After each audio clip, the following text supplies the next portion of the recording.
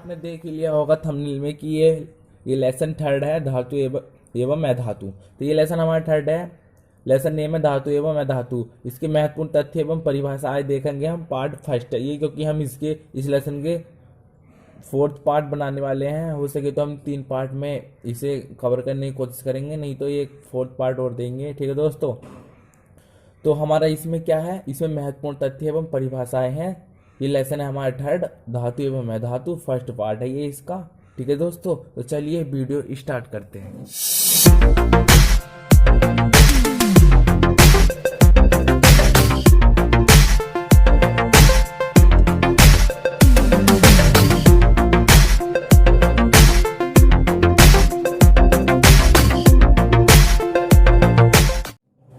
तो हमारी पहली परिभाषा क्या है, देखिए पहली परिभाषा है हमारी धातु।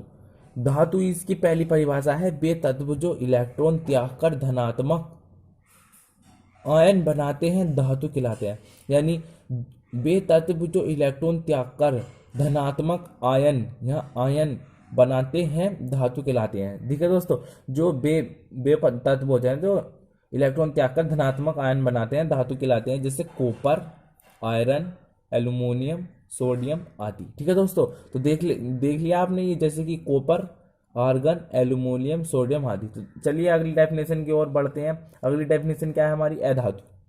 तो देखिए अधातु क्या है, वे तत्व जो इलेक्ट्रॉन प्राप्त कर ऋण आयन बनाते हैं अधातु कहलाते हैं, जैसे carbon, iodine, sulphur, oxygen, hydrogen आदि। ठीक है दोस्तों, तो ये देख लीजिए, जैसे carbon, iodine, sulphur, oxygen, hydrogen, यानी वे तत्व जो इलेक्ट्रॉन प्राप्त कर ऋण आयन बनाते हैं अधातु कहलाते हैं। ठीक है दोस्तों, तो चलिए अगली डेफिनेशन की ओर बढ़ते हैं। अगली डेफिनेशन क्या है हमारी, देखिए सक्रियता श्रेणी, ये थर्ड है हमारी डेफिनेशन।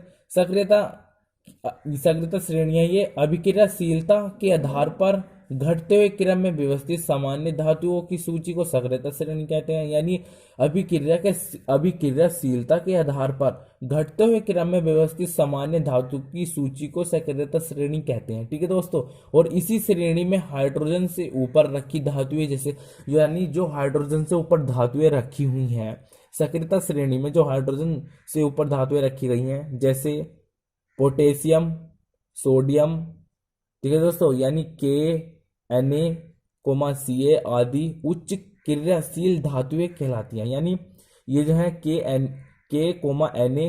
Ca आदि उच्च क्रियाशील धातुएं कहलाती हैं। यानी ये हाइड्रोजन से ऊपर हैं और ये उच्च क्रियाशील धातुएं हैं सक्रियता श्रेणी की। ठीक है दोस्तों, चलिए जबकि हाइड्रोजन से नीचे रखी धातुएं, जैसे यानी जो हाइड्रोजन से नीचे रखी हैं कम अभिक्रियाशील है। तो देखिए हाइड्रोजन से नीचे रखी धातुएं जैसे उत्कृष्ट धातुएं गोल्ड तथा प्लेटिनियम न्यून क्रियाशील अधातुएं मतलब धातुएं कहलाती हैं। यानी न्यून का मतलब कम क्रियाशील धातुएं कहलाती हैं, जैसे गोल्ड यानी सोना, प्लेटिनियम।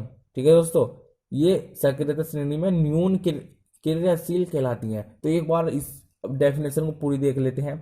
अभिक्रियाशीलता के आधार पर घटते हुए क्रम में व्यवस्थित सामान्य धातुओं की सूची को सक्रियता श्रेणी कहते हैं।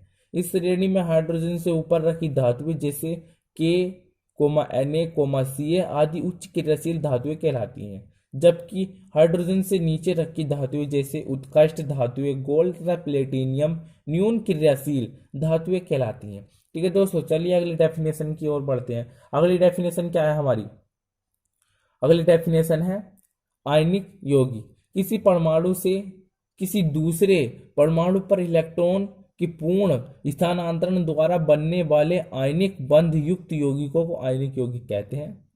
ठीक है दोस्तों, तो क्या है, किसी परमाणु से किसी दूसरे परमाणु पर इलेक्ट्रॉन के पूर्ण स्थानांतरण द्वारा बनने वाले आयनिक, यानी किसी परमाणु से किसी दूसरे परमाणु पर इलेक्ट्रॉन के पूर्ण स्थानांतरण द्वारा बनने वाले आयनिक बंध युक्त यौगिक को आयनिक यौगिक कहते हैं। ठीक है दोस्तों, तो आयनिक यौगिक कहते हैं इसे।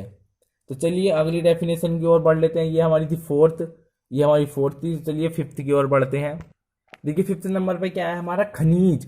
5th नंबर पे है खनिज, यानी प्रकृति में धातु व उसके यौगिक जिस रूप में पाए जाते हैं उन्हें खनिज कहते हैं। यानी देखिए, प्रकृति में धातु व उनके यौगिक जिस रूप में पाए जाते हैं उन्हें खनिज कहते हैं। यानी कोई भी धातु हो जो प्रकृति में और वह उसके यौगिक में रूप में पाई जाती है उसे खनिज कहते हैं। ठीक है दोस्तों, तो प्रकृति में धातु व उसके यौगिक जिस रूप में पाए जाते हैं खनिज कहते हैं। तो चलिए 6 देख लेते हैं। अयस्क, जिन खनिज से शुद्ध धातु सरलता पूर्वक तथा कम खर्च में व्यवहारिक रूप से प्राप्त की जाती है अयस्क कहलाती है। यानी जिन खनिजों को शुद्ध धातु अथवा सरलता पूर्वक कम खर्च में व्यवहारिक रूप से प्राप्त की जाती हैं अयस्क कहलाते हैं। तो चलिए एक बार और डेफिनेशन पढ़ लेते हैं पूरी। जिन खनिजों से शुद्ध धातु सरलता पूर्वक तथा कम खर्च में व्यवहारिक रूप से प्राप्त की जाती है अयस्क कहलाते हैं। तो चलिए 7 डेफिनेशन देख लेते हैं। 7 पे क्या है हमारी, मैट्रिक्स या अधात्री, इसे गेंग भी बोलते हैं। मैट्रिक्स या धात्री, इसे गेंग भी बोलते हैं। देखो हमने नीचे लिख रखा है। तो चलिए डेफिनेशन देख लेते हैं। अयस्क में प्राय मिट्टी, बालू, चूना, पत्थर आदि अशुद्धियों के रूप में मिले होते हैं। इन्हें अधात्री या मैट्रिक्स कहते हैं, इसे गैंग भी कहते हैं। तो देखिए क्या है, अयस्क में प्राय मिट्टी, बालू, चूना, पत्थर आदि अशुद्धियों के रूप में मिले होते हैं। यानी जो अयस्क होते हैं वे प्राय मिट्टी, बालू, चूना, पत्थर आदि अशुद्धियों के रूप में मिले होते हैं।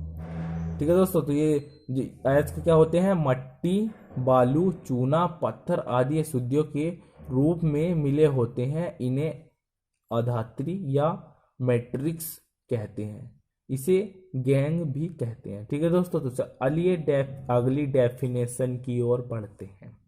अगली डेफिनेशन क्या है, धात्विक या फिर धातु कर्म। तो देखिए क्या है इसकी डेफिनेशन, धातु को उसके अयस्क से निष्कासित करने की विधि धात्विक या धातु कर्म कहलाती है। यानी जो धातु को अनेक अयस्कों से निष्कासित करने की विधि को धात्विक या फिर धातु कर्म कहते हैं। ये धात्विक या फिर धातु कर्म कहते हैं। चलिए अगली डेफिनेशन की ओर बढ़ते हैं। अगली डेफिनेशन क्या है, अयस्क का समृद्धीकरण।